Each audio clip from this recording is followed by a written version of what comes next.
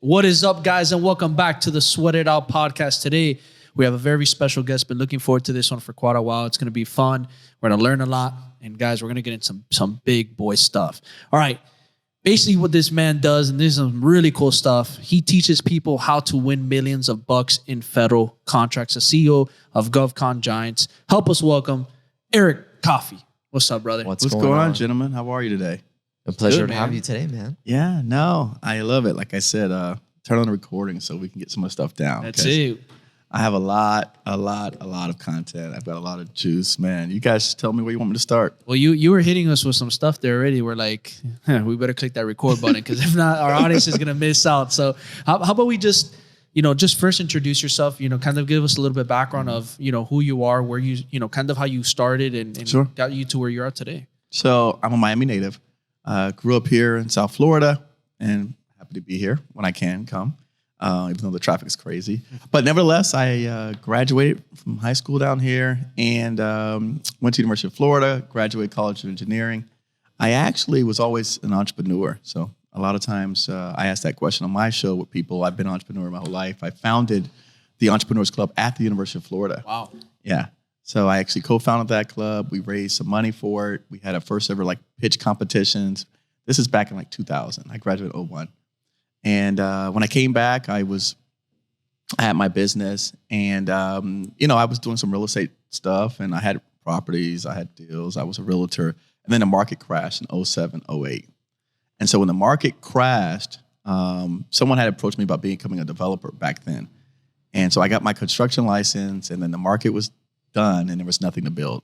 So someone told me at that time about government contracts and they said, hey, Eric, maybe you want to look into that because the government's always buying. And so they said billions of dollars. And I go, well, I've got more time than money. So I said, let me look into this government contract thing. And so in 07 is when I really started looking into it and investigating what it was like. What does it mean to do government contracts?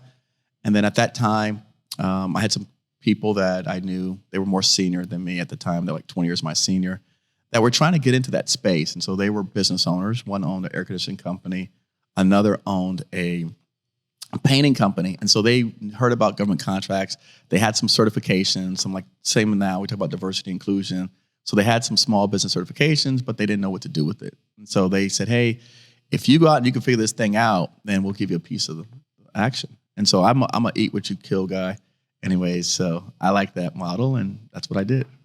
That's amazing. So what are some of the projects that you've been working on, or what are some, actually, I have two questions. So what are some of the projects you've been working on before? I don't know if you can even talk about that. Yep, some of them I can. And then how does somebody even get into this? Okay, so here in Miami, if you go down to Homestead Air Force Base, I built their F-16 hangars. So we were on the project.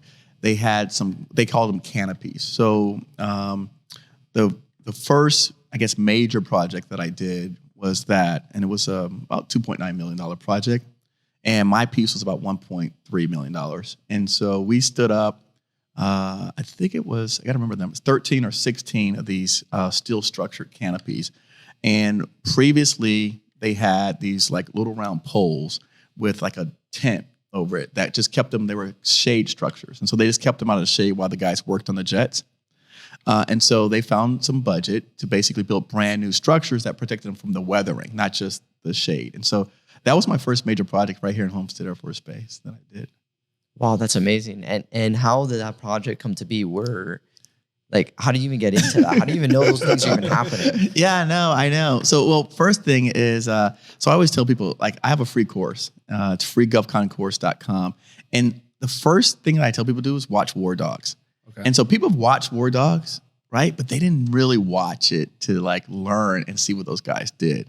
But a lot of the stuff in War Dogs it happened. It's real. It's based on a real story, it's based off of real life. And so there's websites that you can go on, sam.gov, and you can see all the government bids.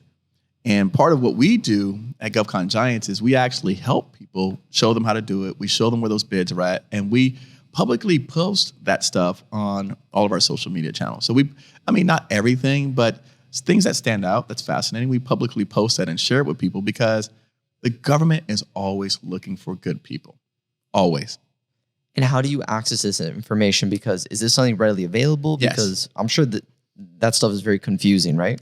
It is very confusing, but it is publicly available. The one thing that I like about the government is you do not have to pay anything to sign up, to register, to participate. So it's all completely free. free. Completely free. So anybody could just go in there and Anyone sign could up. do it. The problem is it's difficult to navigate. And so that's why there's so many consultants and advisors, because it's a cluster. What would you say is the hardest part about navigating it? So one of my books I wrote was just different websites that you use to navigate the government world. So there is no one single place to go to get all this information. And you've got to go across the board on different websites, and they're not common names, right? So you can't Google, hey, where do I go to research government contracts? You're going to see a bunch of ads pop up, right? There's no direct source. So if you don't know what you're looking for, it can be really difficult to navigate. So how were you able to come across like these sources? Like, was this you doing your own digging, Yes. connections, people telling you? So back in 2007, when I got started, I went to all of the SBA classes. Most of us know the SBA now, Small Business Administration, because of PPP, EIDL loans, and things like that. But I've been doing stuff for SBA for the last 15 years. Wow. Every natural disaster, the SBA gives out loans. Forget about COVID. Here in Miami, we have hurricanes. I remember when I was a little kid, my mom got a hurricane disaster loan to fix her roof on Andrew. Wow. So SBA has always been around. They've always been serving us. We just didn't know it until COVID happened. And why is it that people don't know? Why is it so limited out there? Why it's not pushed amongst individuals as, And so that's a help them great question. I actually just finished a conference I came back from, and I tell that to the government all the time. I said, you guys have such great programs. You do just a crappy job of marketing them. And I mean, they don't have if you think about it, the government, if they spent money on marketing, the people in Congress would complain that you're not actually helping the war fighters, right? You're not building jets and planes and helicopters and things like that. You're spending money on marketing. So as you can imagine, it goes up to Congress and the budgets, and people are saying, okay, so you're going $10 million to market that you have government service. Just think about that. And so what they've said to me is, Eric, we could be building things to protect a war fighter. And that's one of the things that the government talks about is the mission and the war fighter. And so I could be improving soldiers' reliability of their watches, of their systems, instead of putting it in marketing. no, and I can imagine too, because some of those contracts, like I can only think of like requirements. So if there's a contract, let's say for $1 million or $2 million, like what type of requirements would an SBA or one of these small vendors, I guess, need? So it's interesting. The reason why, and so let me just make this distinction clear. I teach federal procurement. There's federal, state, and local, right? So I teach federal. And the reason why I teach federal specifically, so if anyone's listening to this, they hear me speaking, I'm speaking about federal. And I just want to make that distinction, just because I already know, I've been doing this for a while, so I know what people are going to say. They're all different, similar to the mask policy here in Florida. They didn't enforce masks. In DC, you couldn't walk anywhere without a mask. In New York, you couldn't go in a restaurant without a mask. Does that make sense? Mm-hmm. So the rules change when it comes to states and local government. The federal rules apply no matter where I'm at. So I could be at this Air Force base. I do a lot of work up in Boston. I do a lot of work in Rhode Island. I do a lot of work in Connecticut. The rules still apply to the same. So it doesn't matter. As long as I'm on a federal installation, the rules hold the same. And that's easier for all of us because imagine trying to learn the rules. If as a contractor, I'm licensed in the state of Florida, I can't go to Boston and build a building there because there's different requirements. I don't have the licensing. But when you do federal government, it holds true no matter where you're at in this country. Now I have a question for you, and this is more from my real estate side. I didn't answer your question on the money, by the way, the $1 million project. Oh, okay, answer that one. All right, I have another one. All right, no, keep that one down. So the reason why I specifically said federal is because the beautiful thing about the federal government is there are so many programs for people starting out who are brand new. They actually welcome people that are brand new. They allow you to create partnerships with people. So, for example, we're going after a project right now. It's for podcasting. Okay. All right. Well, if I don't have the prerequisite history, I could come to you guys and say, hey, you've been podcasting longer than I have. You have some of this equipment that I don't own. Let's team together and go after this project as a team. The federal government welcomes that. They want the best team, not the best person. And so you'll see a lot of times when you probably never paid any attention to this, but when you see Boeing that builds planes, right, they'll do a joint venture with another Lockheed Martin, and then they'll build a strategic weapons system. because maybe they have better engineering, they have better R&D. This person has, so you can combine your teams. So when you have $1 million project, what I tell people is it's really easy. It's like an open book test. They tell you what they're looking for, right? They say, okay, this is $1 million project. We need this, these 5 things. You go out and you find those 5 things. It doesn't have to come from you. You could pull 1 thing from this guy, 2 things from this guy, 3 things from this guy, and you assemble the best team and you present to the government the best team. And that's in the federal government, they allow that. When you get to the local government, they call it collusion. They're a little bit different. Is there really a podcast contract out there? Oh, sorry? Do they really have podcast contracts? Yes, there's one right now. I have it on my computer. Actually, I can pull it up. My computer's in the car. That's amazing. I didn't even know they had one for that. They have it for everything. We're not too far from Hialeah. There's a company, Hialeah, that keeps winning contracts that they're producing like coats, like jackets and uniforms and stuff for government people right here in Hialeah. So how is it everybody's bidding on this, right? Sure. So where do you, and obviously there's no guarantee, but where can you guarantee somebody to have more of a success rate when it comes after bidding one of these contracts? When you basically, whatever area that you choose, you learn your market, you learn your customers, because everyone is not bidding on this. The thing that I love about government contracting is the government, unlike the private sector, right? If you were working with, I don't know, let's say a sporting goods store, and they wanted to buy, I don't know, telephones or phone cases, they can go on Amazon and buy that. The government can't do that. So the government can't just go to the cheapest person or the most readily available person. They can only use people that are in their database. So if you're not registered in their database, they can't consider you. Why is that? That's the policies that they follow. So the government is not allowed to use someone that's not registered in their database. So that means that they're not going to necessarily get the best person. They're going to get the person that responded. So it's almost kind of like when you're going after scholarships. There you go. Right. So it's not like there's a million scholarships and they all exist. Where are they at? And they're not coming to you saying, hey, here's a scholarship. Here's a scholarship. You have to go to them and say, hey, and then so again, if you're looking at it from the government's eyes, I hear a lot of complaints because I do interview government people that not enough people responding to these bids. So not enough people are actually submitting.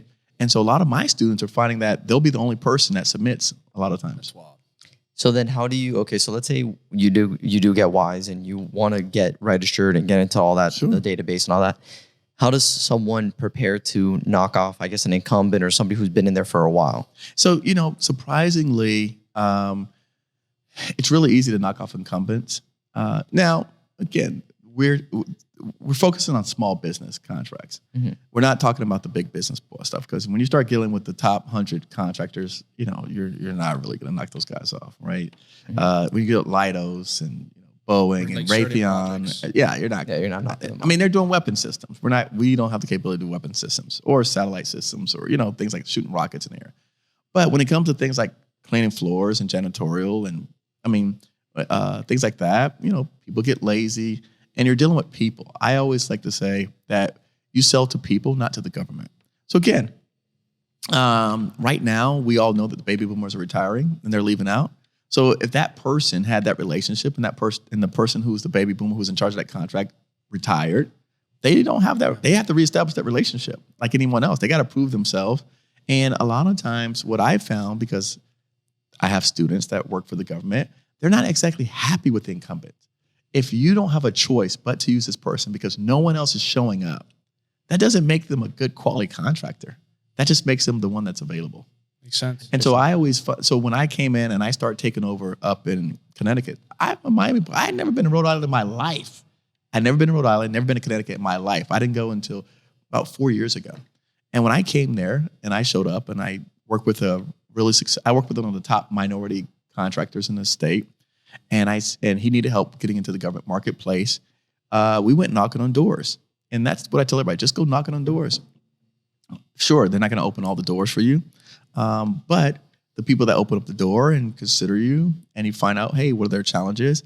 And one of the first doors that I knocked on, the guy said, hey, we've got some contractors here, and they're not listening. They're not focused on safety. They do great work, but their safety they're slacking on the safety component. Well, on the government, that's kind of a big deal. You know, when you work up in Maine at the port up there, there's 6 nuclear reactors. They're protecting us from Russia. You got to be safe. You can't hit a nuclear reactor. So those things are more important than just getting the work done. And a lot of times people think that just because I'm doing the work and I'm delivering the work, that I'm doing a good job. They were unhappy with this company's safety. So they were telling people, make sure you wear steel-toe boots, make sure you wear hard hats, make sure you wear safety goggles, all these little minor things that they were just brushing off because they were like, we're getting to work, we're finishing the projects. So when I showed up, the guy said, hey, these guys aren't in safety. Well, I showed him my safety rating as a 0.69 EMR, and he goes, oh yeah, we're gonna find a way to get you in. It took them about almost a year to get me in. It took me 6 months from the time that I engaged with them, only because it took them that long to get the other people out. Gotcha. So when it comes to like, because I know you have your students, you teach them how to be able to go after these, contracts and bid for them. Someone who's brand new, they come in here, they bid, they're putting their team together, right? They're grabbing somebody here, somebody over there, they put their team together. Do you also teach them on how to work with that team, manage that team? Because I'm sure there's a lot of people who maybe never even had experience on how to work with the team. Yeah, so that's the harder part. No, we don't get into that because that would be me running their business. So I just help them with the infrastructure and what they need in terms to qualify to be eligible, in terms of be compliant, responsive, things like that. But in terms of manage your internal team, that's like a management function in terms of now I'm running your company. But that takes us someplace else where we're going to go. We'll go later on. We'll come back to that part. Right. So, but yeah, no, I don't do that. We don't do that. So you guys help them write the proposals? And we do have people that help write proposals, yes. So I have a question. So when it comes to, because right now HUD is doing like a transition where they're moving away from them operating the actual like Section 8 housing, all these different facilities, work. How does, I guess, a small time developer or somebody access all that money? Because now they're making a big push towards giving that money towards private organizations. See, and that's perfect. So that's you knowing that is great, because now what we can do, you can line yourself up in your company position to be a beneficiary or recipient of when those contracts start to roll downhill. So that's great. So for example, what we would do is we look at some historical data as where they've done in the past and what were the requirements for the companies that were qualifying to be those contracts, because everything that they've done in the past. So we need to go back and look and find out where in the past. So for example, out of this SBA office in Miami, one of the most successful contracting companies in the SBA office here in Miami, was downtown, was a real estate company. Because when the pandemic hit, not pandemic, but when the recession hit in 07, 08, the government did something very similar, and they had to help manage all of these hundreds or thousands of real estate properties. And so they signed like this $200 million contract to basically handle all of that for the government. Because think about it, when all the houses went foreclosure and the government had to take it back, HUD doesn't have a way, they don't have an infrastructure to do that. So they just put a huge contract out for someone to come in who's a developer who's familiar with fixing up homes, and they say, here's a $200 million contract. As the homes come off the foreclosure, we're going to call you guys, we're going to give you 10 at a time or 20 at a time. You get them up, you're ready, you secure them, you maintain them, right? And that was a contract. That's amazing. People don't, but they don't think about that. And once you lock in, let's say you lock in that deal, you lock in that, that bid you got. Mm-hmm. Do they give you hierarchy on like getting more bids from them, or do you have to resubmit? Or so do you the good thing is that once you've won some things, then you have past performance, and so yes, that gives you, you have an edge now that you have shown that you've proven yourself, and so they will look at that more favorable. So what are the most common bids that the average person, I guess, could get into, or that you've seen from your experience are something that's more achievable? Like what's like a dollar amount or range? Something that's achievable, I really believe that people should focus on where they're good at. I don't think that you should focus on the money, because they buy everything in bulk. It's not like so my construction business from 2008 to about 2016, I did about $2.5 million a year. And we did steel buildings. So those steel buildings, they look like indoor arenas, or basically you see the huge steel columns going up. They're whenever you go inside of a place where, so I built, for example, on the Palmetto 826, there's a Cummins Power. It makes diesel engines. Okay. Right there, there's some car dealerships on the 826 by 57th Avenue. I built that headquarters, right? So when you look at buildings that are really wide span, that they can't have, like they need open area to put equipment and stuff through, those are typically steel buildings. When I did steel buildings, there were far few in between companies that specialize in steel buildings. So if I did just general construction, everybody did construction. So but when I got down to what I was really good at, steel buildings, then I just I niched myself down, and then I became the dominant person in steel buildings. And so then when it came to any type of like steel plates, steel structures, then people called me because like, hey, this is the steel building guy. And so I ended up doing a hospital in the Panhandle over at Eglin Air Force Base, and I redid the entire hospital. We put steel panels. If you ever seen the Porsche dealerships, there's shiny panels. I put that over a hospital out at the Air Force Base out there, and it ended up being like a $5 million project because I was a specialty guy in steel panels. That's crazy. Such a specific thing that not a lot of people are thinking about. And then it doesn't matter whether a lot of people are thinking about it because people are not doing it. You can find almost anything on there. You can find anything. You can find anything to bid. But I say, like, if like where we're at location, I'm not going to say, but for example, there's a lot of clothing stores here. Yeah. These, like, hey, they obviously know where to get clothes from. They know who are manufacturing. You get me? Like, they're buying clothes cheap. They're paying them a discount. If I were in this area and I had that specialty, I would be looking at bids to make jackets and they're pants. already doing the job for you. You understand? Like, I mean, I would be looking at places where, like, I look at bids where they buy jackets and clothes and apparel and things, and you put logos on it. I mean, every military uniform, every person in the government has uniforms. True. Everyone wears shirts. Yeah. They wear polos with their Navy, Army. You gotta get them from somewhere. That's to me, 100%. That's fitting for where we're at, right? So again, you have that. They have that advantage. If they're selling it here to us, retailing it, that means they know where to buy it wholesale, and they probably know who makes it. So guess what? The people who make it, even though there might be 200 shops on this street, how many of them are going after government contracts? Zero. Quick question for you now. For anybody who wants to, obviously learn from you on how to be able to do this, what are the requirements that they need to be able to work with you as a student and learn how to become a bidder in federal government contracts? And then also as well, does that person need to be a U.S. citizen in order to go after bids? So I always tell people start off with my free course. FreeGovconCourse.com is the place to start. That'll put you into our system, and then I'll get you on my email list, right? And then you'll get to go through a free course. It's basically 9 days, and it explains some basic stuff. It shows you some examples of what they buy and how they buy it, and we walk you through some like elementary stuff. But again, if you go find me on YouTube, I have about 800 videos now, and so I mean that's where most people learn about me is on YouTube. But I'm on all social media handles now. To work with us, I always recommend. I sell a course. It's an annual course, but it's not just a course. It takes you from A to Z, right? From bidding to marketing to doing your research, like finding out, for example, okay, we talked about the real estate example, right? Now, okay, you said HUD, but maybe the funding doesn't come through HUD. You just heard that HUD wants to do this, but the government could be very well funding it through another organization that actually does the funding. And that's the tricky part with doing business with the government. Because when I did construction in Miami, that comes out of Alabama. Oh, shoot. When I work with the prisons, they come out of Colorado.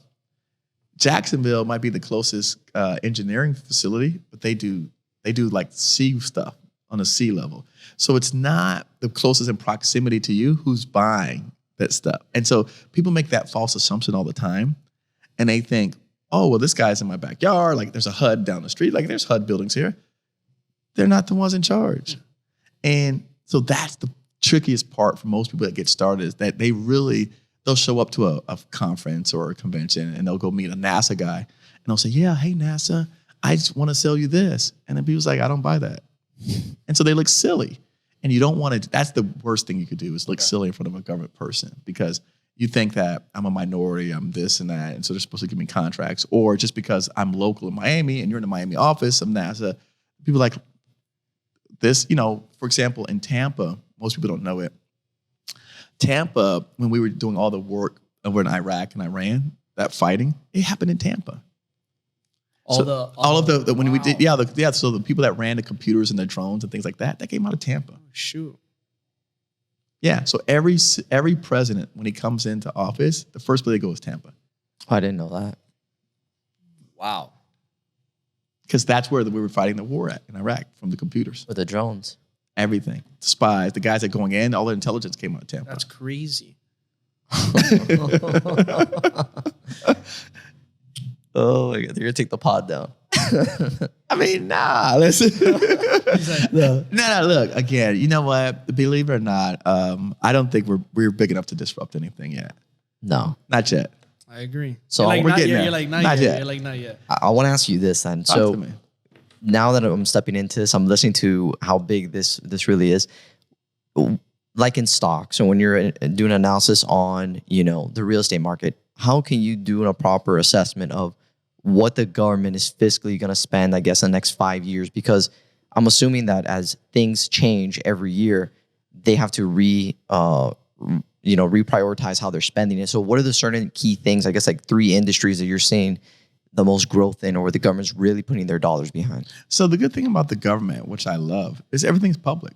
It's not like stock. It's not like these companies that are private that don't tell you crap, or they tell you the wrong thing, or they're doing something behind your back. The government's public. We vote on this stuff. Most of the time when people watch the news, they're looking for all the bad, right? The gun rights and the, Roe versus Wade, all this kind of stuff.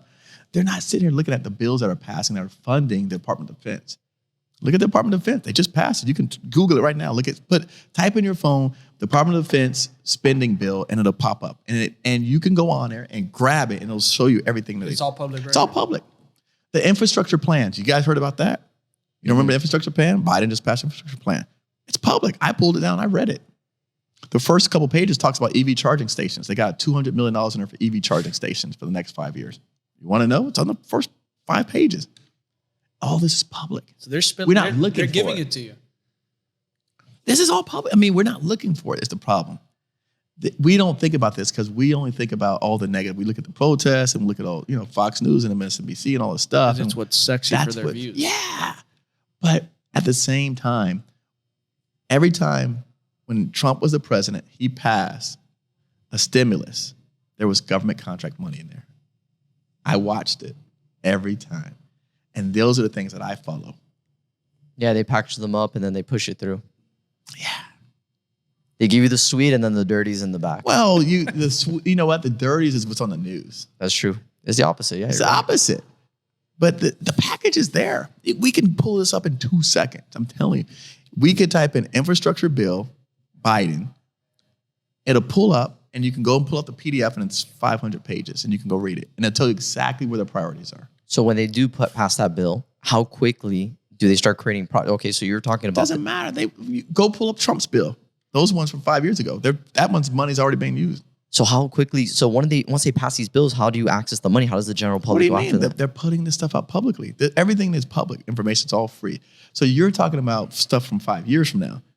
But what about the stuff they did 5 years ago? That money is on the still street. there. It's on the street. And how can you access that immediately? So let's What do say. you mean? Because they're putting out contracts for it every single day. Okay. I just told you about a podcast contract. Every day they're putting out contracts.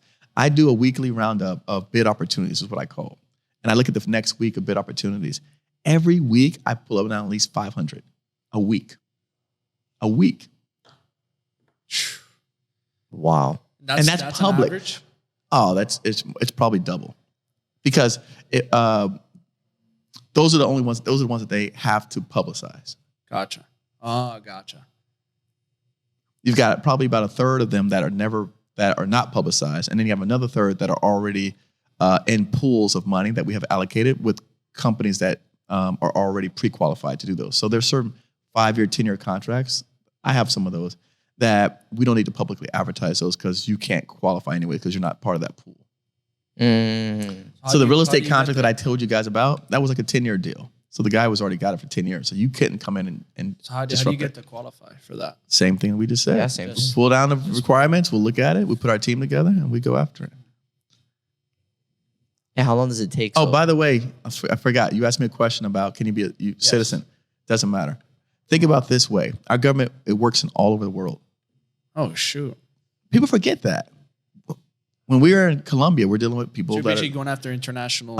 I'm not going after international, but I'm saying to answer your citizen question, when we're working in Colombia, Bogota, we're not hiring citizens. We're hiring local people to do their local companies. It's wild. So they're hiring your company. They don't hire you, the person. So you can even do this if you're a felon, because people ask me that question. What if I got a felon? It doesn't matter. They're hiring your company. They're not hiring you, the individual. Now, you can't go on base as a felon, right? Makes sense. Because you're the person, but your corporation can win contracts on bases and you send non-felon people. Same thing with the people ask me about COVID testing. They got the vaccine. You can't go on a government installation if you're not vaccinated, but send your workers who are vaccinated. There's a difference between federal and the other, There's a total difference between federal and everything else. which probably seems some of these are required. That's the requirement. Because what people are referring to are certifications, not contracts. So to get minority certification or small, like those have stipulations in terms of felonies and background citizenships and things like that. But you don't need a certification to get a contract. That doesn't preclude you. That doesn't prevent you from getting a contract. Jeez. So we were talking about earlier about, and Anthony brought up something about management, and you said that you were going to come back to that. I don't know if you remember. Yeah. We passed it. Well, so one of the things that what I've figured out along the way is personally, and we could talk about my guy in Pompano Beach. He has a $100 million aerospace and defense contracting business. Is that because of the issues with management with small businesses that I've worked with? And by the way, let me just clarify small business. Small business, when it comes to federal definition, if you're a manufacturer, it's 500 to 2,000, 1,500 employees is small business. So you can have 1,000 employees and still be small business. When it comes to construction, it's like $38 million a year over a 5-year average. So you could do $35 million. So when we talk about small business, I'm not talking about mom and pop bicycle shops. Okay, you can do $30 million a year and still be a small business. Just to clarify. Okay. Now, because when people hear small, most people say, "Hey, Eric, can I work with you?" I'm like, "Well, do you do over $5 million a year?" No. It's like, you can't work with me. So, but you should take some of my programs and stuff, and we could do coaching, so like other things. But I wouldn't work with someone that's Personally, I don't work with anyone that does less than $15 million a year. But what I found, going back to the management question, is that there are challenges within. In fact, Brandon and I were talking about this coming down. There are challenges within management when I'm helping people get to this point. And so due to those challenges that I found over the last 3 years of consulting, coaching people, some of my more affluent podcast guests have suggested that I start my own private equity fund to buy companies and take them over and then just do this myself. And so that's where we're headed. Wow. That's actually a very, very good business model. Yeah. It wasn't my idea, but I'm definitely going to do it. Yeah. It wasn't about. I don't want to take the credit for it, but I mean, he was like, "Look, I mean, if that's the problem you keep running into, then just do it yourself. Capital's cheap, and people want great places to deploy capital. And government contracts is a recession hedge.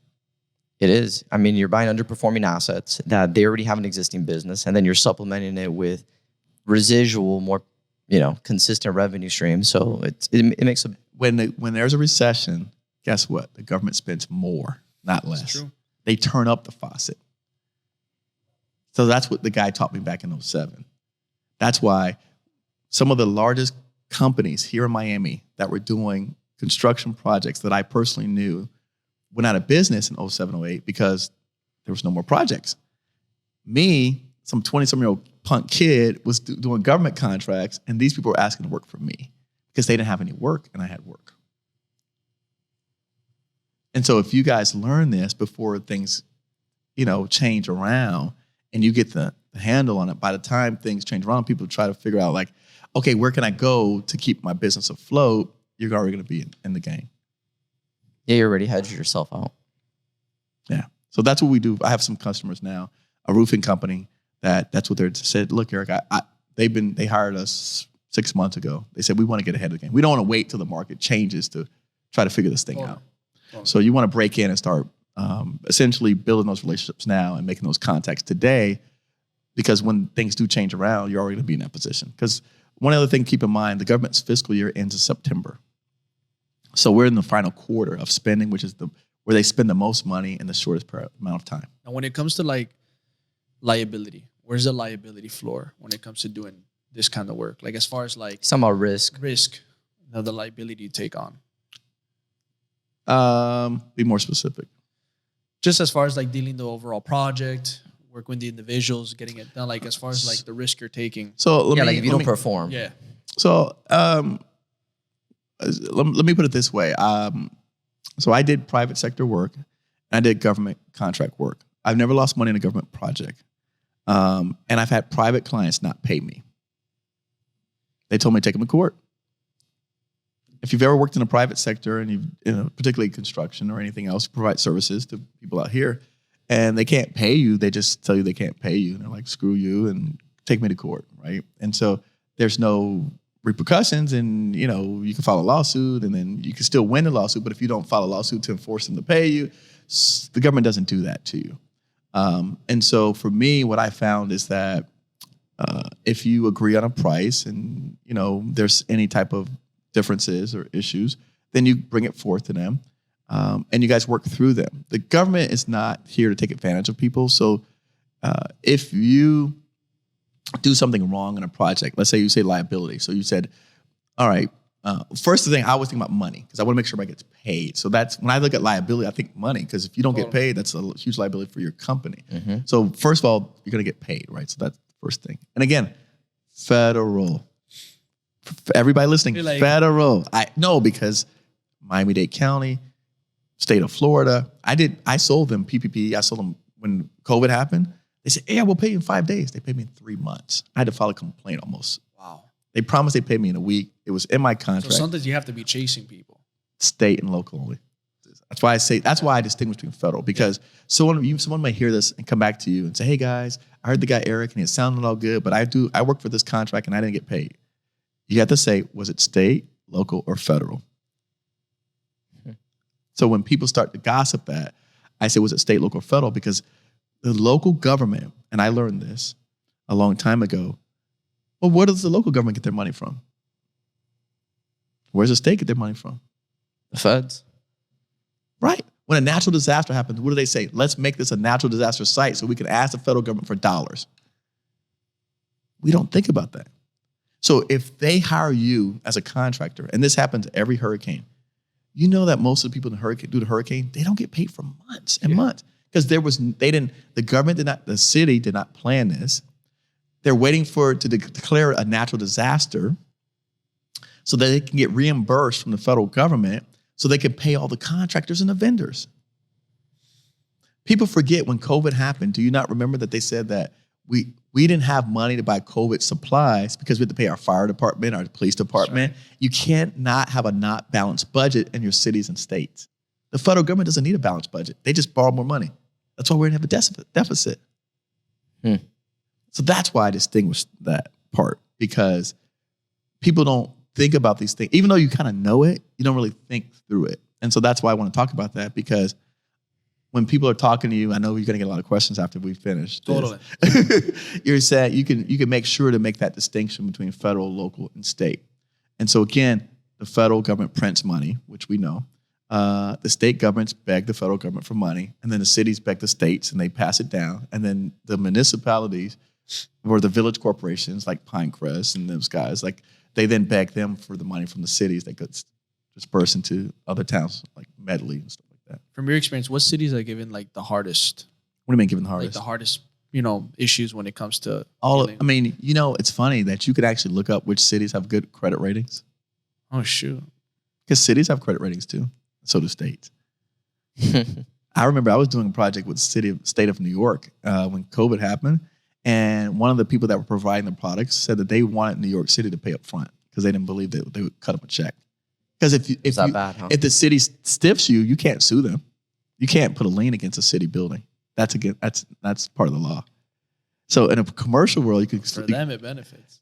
Of course, but so that's why I stay away from that, because you can't. I had a friend of mine that Pinecrest defaulted on him. City of Pinecrest, he built their library and they defaulted on him. They bankrupted him because you can't lien their buildings, and they've got more lawyers than you have. They have more time. So basically, more time. They're city. You're playing a gamble for city and state, not feds. Feds print money. The Feds, I predict that the Feds will pay us in Bitcoin soon. So everybody out here who's already doing anything Really? with the state and city, I see it. they're gonna switch. No, I see it. Yeah, the Feds will pay us in crypto. It might be their own U.S. dollar crypto. That's what I was gonna ask. But they'll pay us in crypto. When the money, that's the same thing that happened when we had the dollar crisis. Do you like it or you don't like it? I love it. It's quicker. It's gonna be a quicker payment. It takes away all the intermediaries. Yeah, but then how many jobs? Well, they're gonna have to repurpose them What do you mean? because if you take out all the middlemen in between. The middleman of the financial institutions. Yeah, true. True, they're the ones stealing our money. They've been taking our money all the time.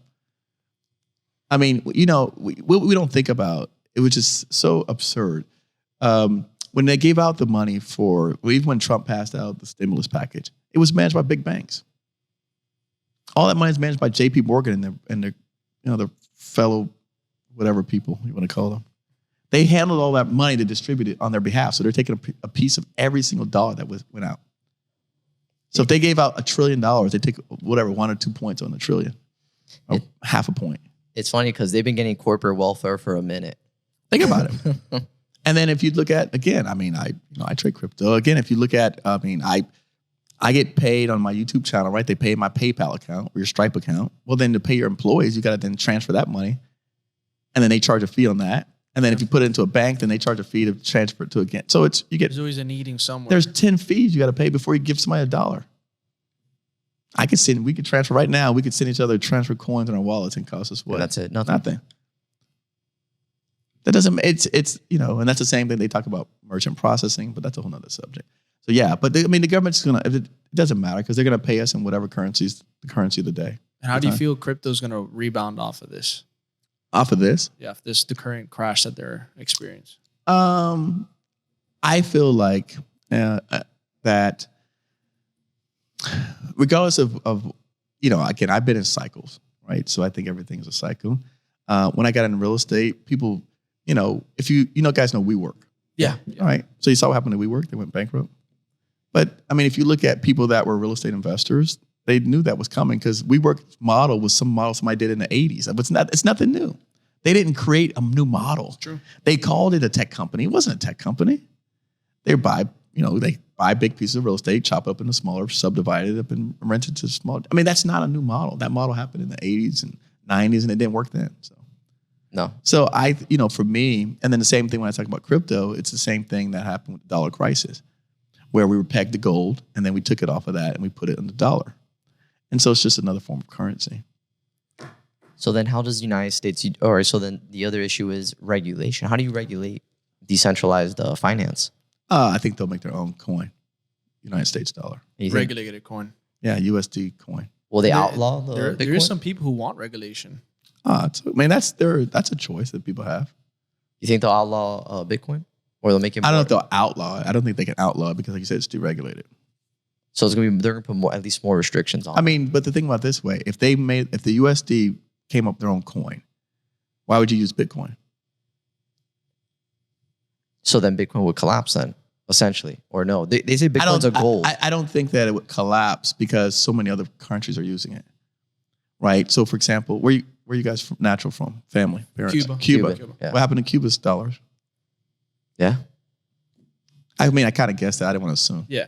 Yeah. So Look, I kind of guessed Cuban that. boys. I mean, what happened? I mean, again, I've been to Cuba, right? Cuba had 2 currencies when I went. Yeah. You guys remember they stopped taking dollars not too long ago? Yeah. Okay. You guys are real Cubans then. No, because some people don't know this stuff, right? They think I'm making this up. I'm like, no, Cuba stopped taking dollars. I went to Cuba and they wouldn't take my dollars because money for the tourists and money for the people who live there. Right. And so they have different pesos. So imagine that with at the higher level, right? So I think that there will be countries that use it, right, because they can exchange. But again, I mean, the same thing happened in Venezuela. I mean, I knew people that were in Venezuela that they couldn't convert dollars because then you had to prove, well, where'd you get those dollars from? So I know a guy from Costa Rica that worked in Venezuela, and he said he couldn't take his American. I'm like, why? He's like, oh, because then you got to show why you got it or how did you obtain it. Well, just like in China, all those crackdowns they've been doing in those corporate companies, those guys have been moving everything to Bitcoin and bringing it over here to the U.S. Right. So that's why I think the need will exist, even if the U.S. makes their own coin. So it's gonna be. I'm interested to see how it plays out in the next couple of years. I know it's gonna stay. But the thing that they teach all of us, right, is that we need assets, right, that produce residual, whatever income, whatever it's coins or dollars or whatever. And so again, the federal government, doesn't matter what currency, they're going to keep printing it.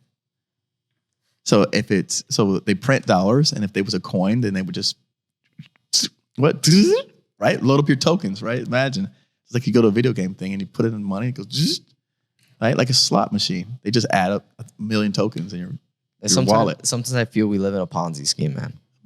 We do, Yeah. but I mean, what can we do about it, right? I mean, I'm not here to change any of the rules. I just try to tell people how to operate within the rules and let them know where the opportunities exist. And how to play in it, yeah. Yeah, exactly. So, going back, I think one of the things that I did want to touch on that we got started on was diversity and inclusion. I think a lot of us don't know enough about diversity and inclusion, and it's an area that's growing really big. And I want people to take that away before we close out, just because if you, and again, now the federal government contracts is a great way to start when you're small. But when you start to get really big, then you have to kind of play in a different pool. And diversity inclusion game is the next pool up. And so once you've gotten to, whatever in your market size, once you become like the top dogs, then you can start playing a diversity inclusion game. And actually, if you guys watch Neil Patel, he started talking about that. Yeah. He made a video about that recently. He said he didn't know he was diverse because he's Indian. There's 2 billion Indian people. But he is. He's a minority. And so you can play in that game. And so for all of us out here who've kind of said, well, hey, maybe you're selling courses, coaching, consulting, whatever, and you're at the best at what you do, you can start looking into D&I. Because all of the corporate companies are now putting an emphasis on D&I. And that's a whole nother marketplace where I can tell you, my son who's here filming, we were at a conference last year. I'll be there as well this year. And T-Mobile saw him filming me and doing my podcast and said, hey, we want more millennial kids producing content for T-Mobile. And so if he just created a corporation and he became a diverse supplier, they would basically bring him into the fold of working with T-Mobile. The fact that he's a millennial. He's a millennial, and they want to target that audience. So I know we people talk about having like sponsored ads and stuff on TikTok videos, but this is this is like creating their actual content for them. Wow. And being paid to do so. So you do corporate bids too then? I just started discussing diversity and inclusion. Yeah. I was asked by one of my former podcast guests who does about $50 million a year to look into that space because that's the big boy league. So we could talk about that. Jump into Jump it. in? Jump in. So, what's happening now at the highest levels of spend, you've got the Googles, the Amazons, and all those guys. Because they're so heavily involved in federal, they're now all those requirements flow down. And so, again, you can look at the stuff. If you look at Microsoft was fighting on this cloud services contract for a long time. Google's fighting for it. Amazon's fighting for these cloud service contracts. In fact, I just did a video the other day. Google just created a whole new federal business unit, right? And for the last 3 years, have added 10x the number of employees in their federal business unit just to go after state, local, and federal contracts. And so when they win these contracts, inside of the contracts, there's provisions for doing business, participating with small business, which includes D&I, diversity and inclusion. And so now there's some teeth behind it, right? So before, it's like speeding. If no one, you didn't get a ticket, did you speed? Did you not speed, right? Now there's some enforcement behind it, and there's some teeth behind it. And so that area is opening up really, really large, and it's applying across the board to everything from access to capital, like, again, the private equity play, to mergers and acquisitions and buying small businesses. And so I think that for anyone out here who fits that mold, and in my opinion, we all check the box. Just to be honest with you. We're all check a box. But people assume they don't check boxes because whatever. You're really putting up a roadblock in front of yourself. But I think we all check a box. But so for anyone out here, that's an area where there's going to be, I don't know, they're putting 30% goals. So I've seen $2 billion projects with 30% goals, $6 billion project with 30% goals. That's high. It is. So you're talking about, hundreds of billions of dollars that's going to be basically redistributed to people that check a box. And we all do. And we all do. That is so interesting, man, because not a lot of people know about those bids and those contracts. No, they don't. And they also don't know. You know, a lot of us get our information from like older people, like old school people, and they have a lot of negative things to say about these programs and stuff. And one of my guys, his father-in-law, who's very successful, says, "Oh, you guys are crooks and you're stealing money." I said, "These programs are legal. I didn't write the rules. Everything that I do is above board. I'm taking advantage of it. This is in the regulations. It says we can do these things." You know, most of my contracts are negotiated. I don't bid. Most of all my contracts are negotiated. I'm negotiating a $25 million contract right now. I didn't bid it. I partner with a company that has relationships with existing companies and agencies. And so we come in and we actually perform the work. The legwork. We actually do the grunt work. We do the work. These guys just manage these things. They bring the relationship. They bring the relationship. We actually do the work. So if you're willing to do the work, I mean, it's sky's the limit. And if you're good and you have the credibility behind it already, why wouldn't they want you to do the work? Well, because they're not. People don't understand that. They think that they got to go out there and get a $25 million contract. I didn't have to go get it. I didn't have to build a relationship with the 25. I didn't have to do any of that stuff. They had already done that. They came to me because they said, "Eric, can you actually perform this work?" I said, "Yeah, we can do it." And then I go find a team, put a team together, and we get the work done. And that makes them happy, and they're compliant, and they keep getting more and more jobs, and we continue to do bigger and bigger projects. We deliver. Yeah. So they did the hard work. They won the contract. They did everything. Now they got to meet that part of the goal and bring you guys on board. Yeah, or bring somebody on board. Right? Doesn't bring us. Yeah. So that's one of the things that I teach is that rather than you go out and try to do all this stuff and you know become friends with the government, go become friends with the guy who's already got the contracts. True. It's much easier person to talk to, much easier to get along with. You can go golf with him. You can go hang out with him. You can drink with him. What's the best way to the government people? It's against the law to do that. Best way to open that convo, best way to open your doors when it comes to finding individuals that have already contracts in place. And so you go to where they're at. Basically, go to conventions, conferences where those people are at, and just make it your target to target them instead of the government people. So one of the things that I always tell people, the most accessible people, I say, are tribes. Why? Do you know what a tribe is? You know what a tribe is? No, explain. Exactly. No, tell me. Right. All right. So what's our casino around here called? Oh, there we go. Now we're getting to some other stuff. Who owns a casino? Who owns a casino? The Seminole. There you go. And the federal government is the same way. Too. And the federal government's the same way. So in the federal government, the tribes get the majority of all the small business contracts. And they're regular people. Motherfuckers. Hey, man, you guys wanted me to, come tell you some stuff. No, you're talking to the right guy. You're talking to the right guy. Like, listen, people don't tell you this stuff because they don't know this stuff. The problem is that when you talk about government or you talk about contracts, you're talking about two things. Number one, people don't trust. And number two, they don't really want to try to understand. When you say contract, most people think that they're too out of their league. Of course. To even get into that. That's why I show up looking like how I look. And I say, hey, look at me. Obviously, there's no nepotism. I don't have an uncle that did this. I don't have anyone that walked me in the door. So I just use myself as an example to show people. And then I do it across all across different parts of the country. So you can be like, oh, well, you know people in Miami. Okay, well, I went and did in Connecticut. I don't know about Connecticut. Oh, I did in Rhode Island. I've never been in Rhode Island. Okay. I go all over the place to show people I can do this anywhere. It doesn't matter. But I don't care if I'm in Utah. You pick a place. Send me there. I'll go get contracts. Done. Easy. And I'll pick a different market. I can do it across the board. So I can do it in IT. I can do it in aerospace. I can do it in clothing. I can do it in shoes. I can do it in anything.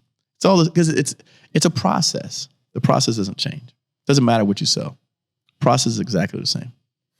It's building relationships, putting teams together, and then helping them satisfy their product needs. may change, but the process does. Process does not change. So it's a copy and paste. Pretty much. Easy as that. That's why we can teach it to all across different industries. It's repeatable. Yeah.